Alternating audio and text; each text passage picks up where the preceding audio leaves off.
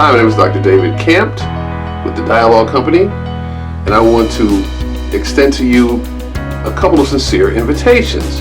One of them is to a keynote I'm giving called The Power of Dialogue. It's on February 22nd, and it's all about how to use interpersonal dialogue to move people forward on racism and other issues that are hard to talk about.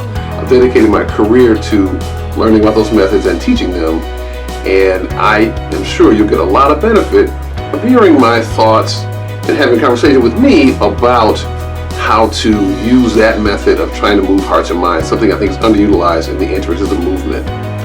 My hope is that you are inspired by that speech and want to come to a two-part workshop I'm giving on March 6th and March 13th. In these two workshops, we're going to focus on a method I created called the R.A.C.E method for managing conversation, with the goal of trying to use compassion, empathy, listening, vulnerability to move people forward.